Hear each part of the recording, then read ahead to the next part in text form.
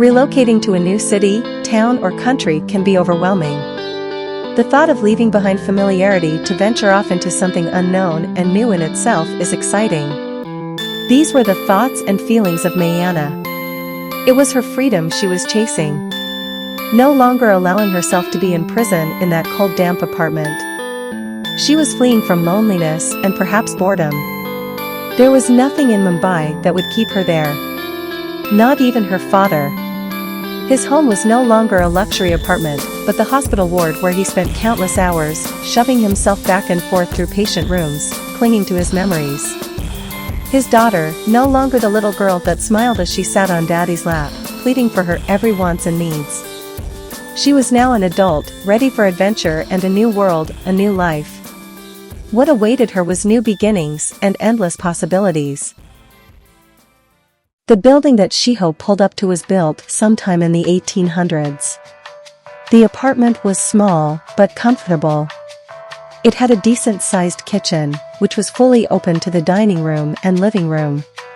There were 2 small bedrooms, a powder room and a complete ensuite bathroom that could be accessed by both rooms. The bathroom seemed a lot bigger than the bedrooms, having both a shower and a garden tub and a small vanity area. It was located on the top floor, which was a plus, since it opened out onto the flat roof of an enclosed terrace. The roof view of Tokyo was breathtaking, especially at night. There were only 2 other tenants, or should I say 1 tenant and a family of 9 kids, and 1 on the way. An elderly woman from London named Mrs. Wilsworth stayed on the first floor with about 5 of her own cats. Sometimes 3 or more neighboring cats would come and hang out at the entrance near her front door. It was confusing for poor Mrs. Wilsworth, who could never figure out which cats were actually hers. Her eyesight was slightly failing, seeing only colors and blurred figures.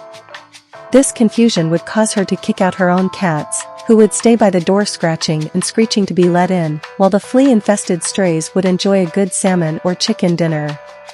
It was only until the other cats got angry at being held as prisoners, since they were free roaming, that she would again realize her mistake. The other occupants took over all of the second floor. It was actually 3 families put together as one. 2 brothers, both plumbers, their dramatic wives, and their nephew and his wife. I think their names were Peaches, Daisy, and I can't remember the other one, but anyways. They were Latin. No one knows exactly which one, because they spoke Spanish, Portuguese, Italian and even Navajo and other Native American tongues, along with Japanese. The children were more fluent, while the adults butchered almost every word with their heavy Latin tongue. There was always a fiesta or anything worth celebrating going on even in the late hours. A birth of a child, a wedding, or a divorce. Everything was celebrated. There were quiet nights also, which made you wonder if a funeral was soon to be in session or, bluntly speaking, have someone died. The wives were so melodramatic that during a heated argument, each would grab the wrong girl or boy, and later would open their doors apologetically only to say, "This one is yours." The brothers and their gambling friends would sit back in their chairs, pop open a few cans of beers, and bet on whose wife's heir would give out first during a heated quarrel. Which was always about something petty. My son got his first A in gym class. Oh, what you trying to say, my son's stupid. The plumber's nephew and his wife remained mutual bystanders to this ongoing battle. They were the more sensible couple. You almost would feel sorry for them, for it was a lot of work for them to try and keep the peace amongst the other wives. Yet throughout all of this, they remained together and would fight anyone who thought less of any of them. Maya and Shiho loved the apartment and their neighbors, who stopped by to welcome them, including Mrs. Wilsworth's cats and the 3 strays. The girls played rock paper scissor to see who would get a slightly larger bedroom. Maya lost with scissor, cutting paper. Shiho not only had the more spacious room, but it had the better view, just like the terrace. Maya's room had one window that faced a lot of office buildings, and below dark alleyways that seemed to twist and bend like a maze. The room was almost empty except for a futon and a small dresser with a broken lamp. There were still shards of glass hanging from the lamp, and the futon seemed as if it was just thrown into the room and not placed. 2 days before Maya's arrival, Mr. Tachibana had paid a moving company to move a few needed furniture to the apartment. The movers, out of shape and already tired of hauling furniture up and down the stairway, dropped and broke the lamp and floor mirror. Fearing bad luck or compensation for any broken items, they sped off quickly, endangering the feet of the plumber's children, whose wives cursed in all Latin languages while cleaning up the mess. Mr. Tachibana was of course never compensated since he could no longer get a hold of the company. They had closed shop and decided to pick up somewhere else. There were no forwarding addresses, and there wasn't a number left to contact anyone. Maya's desk and a few of her personal items would arrive sometime later in the week. I should call Dad and let him know I'm here. She took the phone out of her crossover bag and dialed his number only to get a busy tone. He must be talking to a patient or his advisors. I'll leave a message. Sorry, this mailbox is full. She sighed and hung up. Emptying her bag onto the futon bed, she picked up some folded papers, which were among the different smells of oils and shades of lip glosses. She hated lipstick, unlike Shiho, who had every color that any manufacturer could dream up. She found the list of agencies that was emailed to her the previous week. There was a light knock on the door. Shiho entered in holding 2 wine glasses and a bottle of cranberry cider. I found this in the refrigerator. Dad probably left it for us. Maya took a glass. What do you want to drink too? Not sure. Maya thought for a moment. How about new beginnings and lasting friendships? And making new ones? Shiho smiled as they lifted their glasses and took a sip. What do you mean by that? Shiho licked her lips and closed her eyes. She thought of those piercing silver eyes and wondered if they would ever gaze upon her again. Maya cleared her throat. I'll tell you a secret. She leaned in and whispered. I have a crush on one of them. Maya looked around the room. Why are you whispering? It's just us here. Shiho took another sip. I bet you can't guess who. Maya looked down at her glass. She never noticed the other members, only the red-headed devil. Any of them could be Shiho's crush. And knowing how she operates, she was sure to snag one of them. It seemed like money and looks made the world go round. The rich and powerful always remained so. Shiho and Maya were attending the same college. Both decided to only take a few short courses. Maya wanted to concentrate on the agencies she collected and didn't want anything getting in the way of auditions. She was only going to college for the sake of easing her father's mind. Education is the key to life. Mr. Singh was hoping that she would do something in socialism or economics. He knew that she would never pursue the medical field, for she was afraid of needles, and the sight of blood, especially her own, would make her faint. Her sense of smell was delicate. She would start gagging at anything that had even a slight stench. She was such a fragile creature to him. He only wished that she had an older brother to protect her, or a younger sibling that she would gain strength to protect. Shiho spent most of her time at one of her dad's automobile's locations. Sometimes she would dart back and forth between them. Learning the business, seeing over production and plans was not her idea of a career, but since she was the only child, it was her God-felt duty to keep the business going. She could demand any car she wanted, even one that just rolled off the factory lot. It was for pure selfish reasons, being able to trade in any car she wanted at any time. She was a fanatic for foreign vintage cars, and only used the company cars to run errands. It made both her parents happy, and Mr. Tachibana was glad even if he didn't have any sons that would be the heir to his company. If she had refused, his close friend and confidant son would also be a probable heir, someone that he also felt was good enough to marry his daughter. Shiho still wanted something for herself. What it was she was unsure of. She decided to enroll in painting and photography classes, which Mrs. Tashibana encouraged since she was a world-renowned photographer. The problem was that she wasn't at all artistic in anything and could not find her creative spark. The only thing Shiho was good at was seducing the opposite sex and of course drinking. If only that could be some form of a legal career. Ms. Tashibana had visited many parts of the world on her photography adventures. Her portfolio included pictures of exotic animals and exotic tribes, especially from India and South America.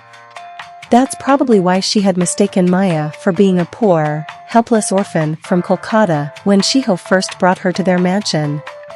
Seeing that she was ignorantly mistaken, because Maya was not only privileged by the way she spoke, but also her princess-like mannerisms was a dead giveaway.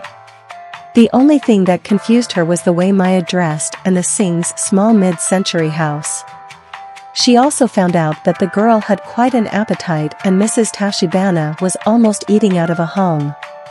The enrollment line was long. They would have gotten there 30 minutes earlier, but Shiho couldn't decide on what shade of lipstick matched well with her black dress. It's black. Any shade will do. It's easy for you to say, you're not high fashion at all.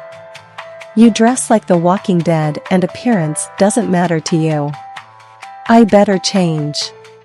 It felt like another 30 minutes before she had made up her mind on a snugly tight dress, with shoes to match. Even though they were just enrolling for classes, she intended on being the hottest girl there. She grabbed her light pink lipstick, smeared the top and bottom of her lips, blew a kiss at her reflection and walked out of the room. They were at the end of the line with only one other person behind them, who seemed more restless than they were. He kept swinging his arms, smacking his gum, and sighing loudly with an occasion "Ah, come on," or "Do you believe this?" He was so agitated that he eventually gave up his place in line and wandered off somewhere on the campus. After an hour of endless fatigue and standing, the line was beginning to move quickly. Maya wondered if most of the classes were all taken, including pre-med. If she was too late for that, she would have to come up with a plan B. Maybe she could major in world economics. SMAD University was one of the best international schools in Tokyo. It had been around since the early 1800s and initials stood for Science Medical Arts if you dare. Obviously the four founders were high on some kind of opium, who were both Englishmen, American, Dutchmen and Japanese idealists. There were only a few classes left. In order to be considered a part-time student, it was required to take no less than 3 classes, lunch being one of them. At first the four fathers were trying to find ways to swindle more money from their pupils and made it a requirement that lunch be placed on the itinerary. They would provide students with a skimpy meal at a high price. The students and their families got hold of this scheme and protested that they shouldn't be required to take lunch if they didn't want to. A break was a break, but to make it a must-have, to purchase from the school's cafeteria was outrageous. They weren't going to pay for lunch as a class requirement. Many came out with torches, pitchforks and katanas. The founders, both Englishmen, American, Dutchmen and Japanese, made an announcement declaring that, lunch is on us. There was only one pre-med class that had room for a few more students, and it was chemistry. She was not enthusiastic about it, since once she almost burned down her school laboratory. Maya signed her name and looked back at the list. There was only photography and drama left. She handed Shiho the photography list. I guess, drama class it is. Even though she wanted to be a star, she was particularly bad at acting. She had tried before during middle school, but froze from the look of the crowd and had completely forgotten her lines. Shiho hugged her and smiled. Maybe this will help you to open up when you're on stage. I can open up in front of a crowd through music. It was true. During her last year in California, Maya, on a long-distance dare from Shiho, entered a singing competition and won. She completely captivated the audience and drew them to tears with a song she had written for her mother. "Can you sign that quickly, please? I'm in a hurry." Maya and Shiho turned around to see a tall, beautiful, blonde, slender figure. "I'm sorry to rush you." Maya handed her the drama list. "Can I see your pen?" "Thank you." She scribbled and signed her name, Naoko Mitchell. "Thanks again." Handing Maya back her pen and the office clerk the list, she bowed and excused herself from the office. A split seconds later, she peered back into the office. "See you tomorrow in drama class." She winked at Maya and hurriedly bowed to excuse herself once again. "Look like you just made a friend." "I guess. I hope everyone else is as friendly and outgoing as she is." Shiho tapped Maya. "Don't worry, it's nothing like high school. You'll fit in fine if..." "If what?" "You loosen up a bit and lose that righteous act." Maya stared at her blankly. "Who's acting?" she thought to herself. She wanted to say something back and defend herself. She can feel the eyes of the other few students that were registering. She hated when Shiho would put her on the spot, knowing that she didn't want to make a scene and wouldn't address any issues in front of a group of strangers unless she was being bullied. Maya had fallen behind on looking for an agency. Her first week of school was hectic. She was not interested in chemistry and was never good at it in high school. Most of the formulas she got mixed up, and one time almost set the lab on fire by mixing 2 explosive ingredients. The teacher had no choice but to dismiss class entirely and call in the fire department, who also called in the bomb squad since it was something chemical, who in turn came along with the narcotics team. One should always know never to mix bleach and ammonia, for instance. But poor Maya was even clueless about that. She was given the option of only doing textbook work, which would only require her to stay in class for a short time. This made the other students whisper about her every time she got up to leave. She decided to have her high school principal email the college as a warning to not allow her to do any serious lab work. Drama class was by far the worst, since she was too nervous to participate. The other female actresses were treacherous in dealing with her. It seemed as if she was back in middle school or worse, high school. To keep the other girls from bullying her, or a fight from breaking out, since Maya knew how to fight, taking up a dance course in Bag Kwan, which also taught defense mechanisms, she was given the task of running errands.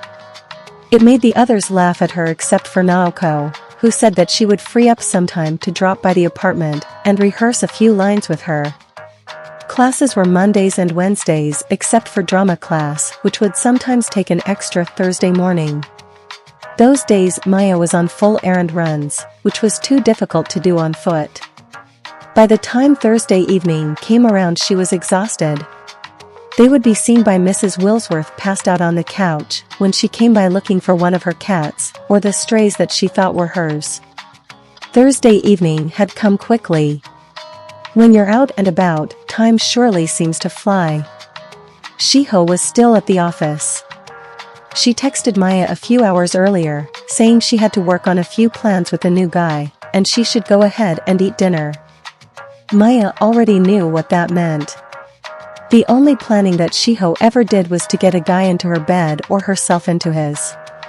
Dinner consisted of store-bought pre-made food or something from the vending machines. Sometimes the plumbers' wives would give them leftovers. The girls dreaded this, because it was always some form of pasta drenched in a heavy oily sauce.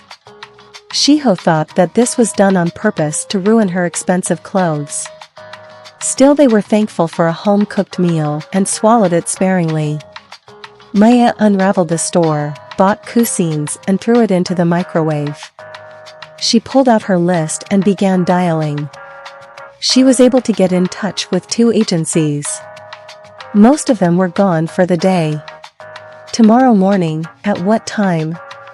Yes, I can be there. And what time did you say again? I can come later. I have an appointment around that time. Yes, Thank you.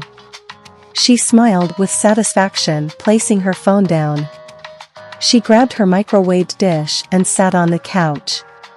She had the apartment to herself, which was welcoming. Shiho usually had a guy over or a few female coworkers that were just like clones of herself. Men were always their topic, and when Naoko came over, it was 10 times worse. She was more man-hungry than Shiho.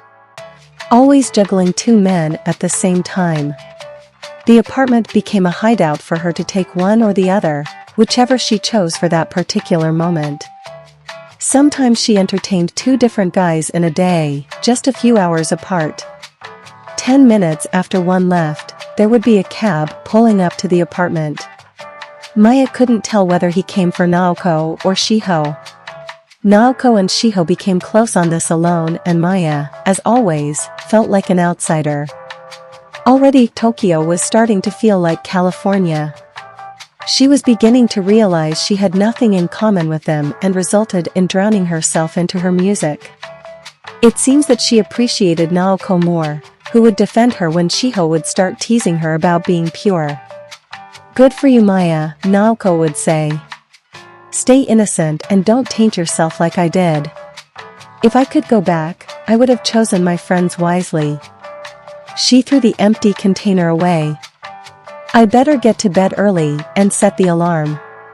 Have to look bright and sharp for tomorrow. She quickly tidied up the kitchen, changed into her pajamas, and lunged into bed.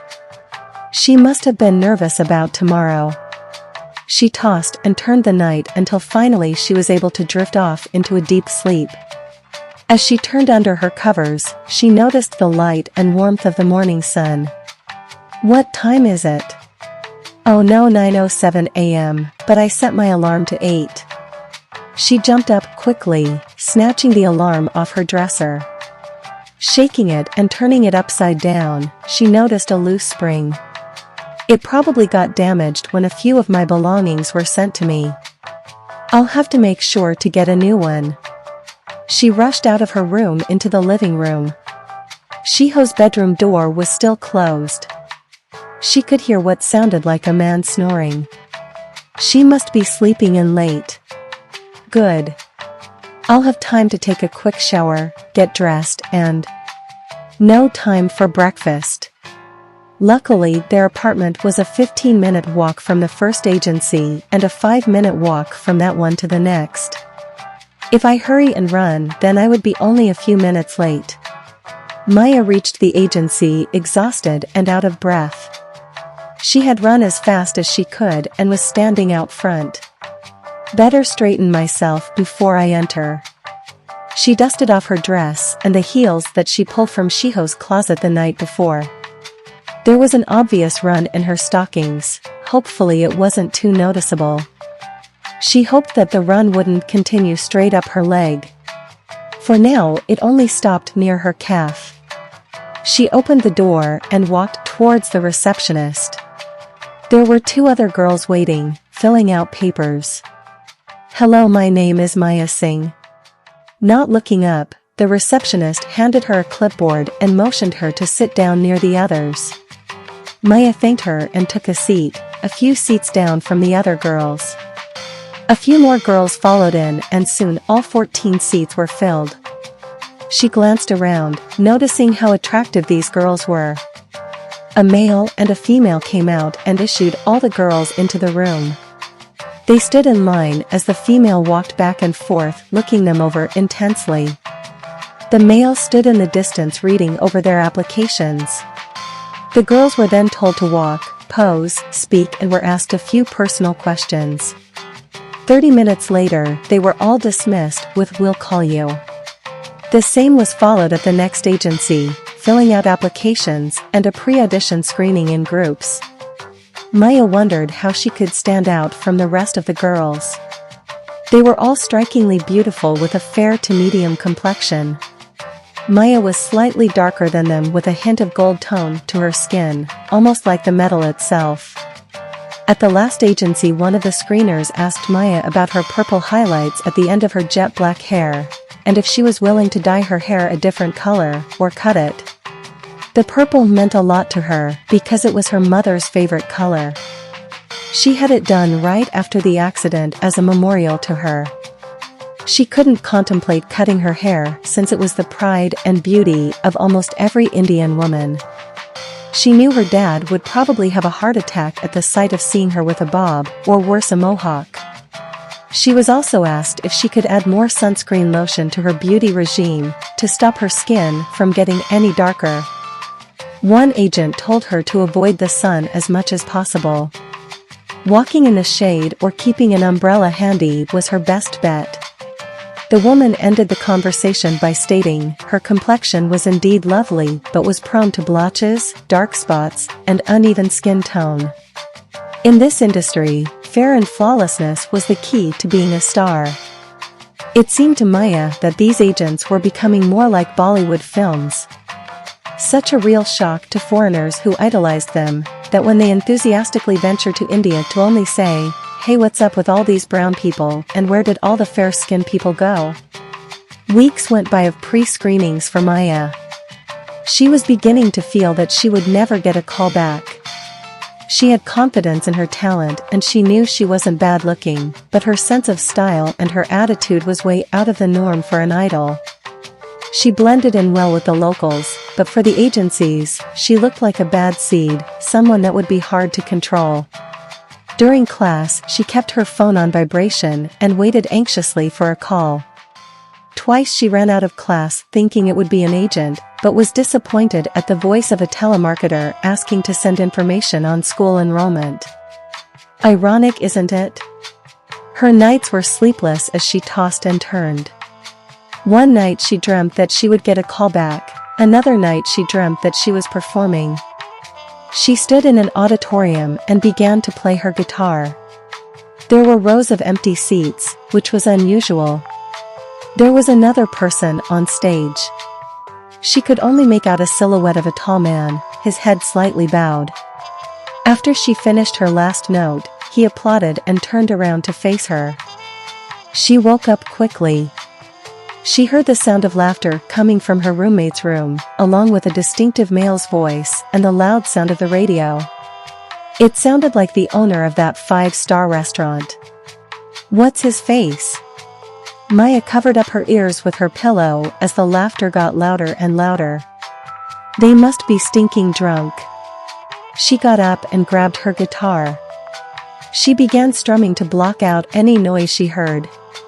Shiho's voice giggling seemed to be getting louder. Can she even be discreet and keep it to a minimum? Look what time it is. She wished that Shiho went to his house instead. She laid her guitar down. Maybe I'm being unreasonable. This was Shiho's apartment as much as it was hers. What she'd do here and in her room was her business. If the situation was turned around, it wouldn't have bothered Shiho. Not like the shoes would ever be on the other foot. Maya was not here to chase after men or any form of indulgence, as Naiko calls it, with the opposite sex.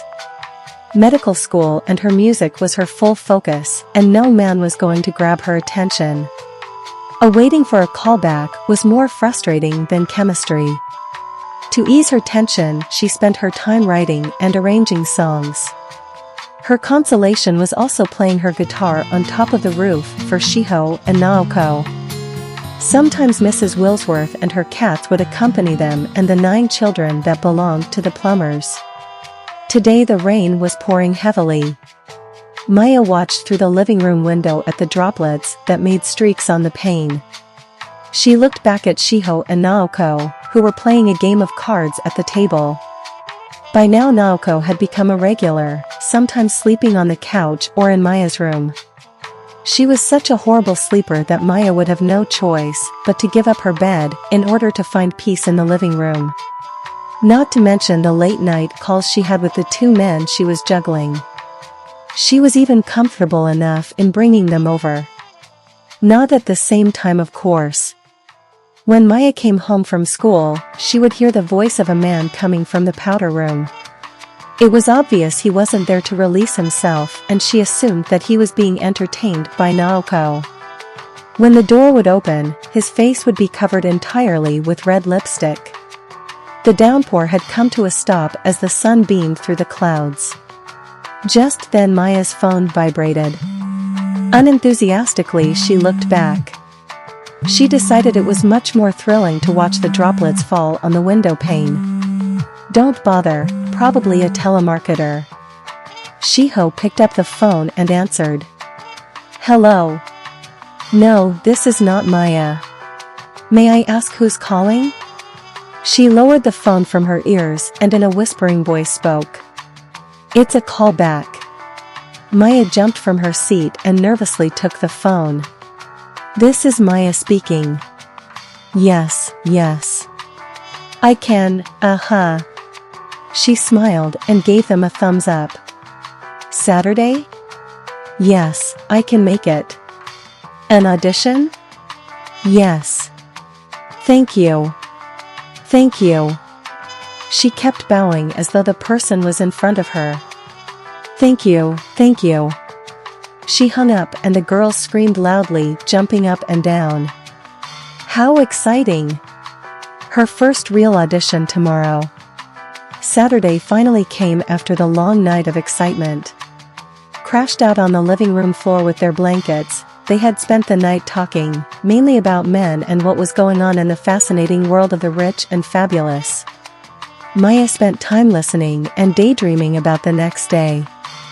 Luckily for her, the audition was set to late afternoon, giving her enough time to rest and tone her voice. The agency was both a modeling and a talent agency. They had given Maya a call back after screening many other girls. Her exotic look gave interest to the owner, Miss Adachi, who was putting together a female idol group. She had done well with her male group Telling and hip-hop idol group BS.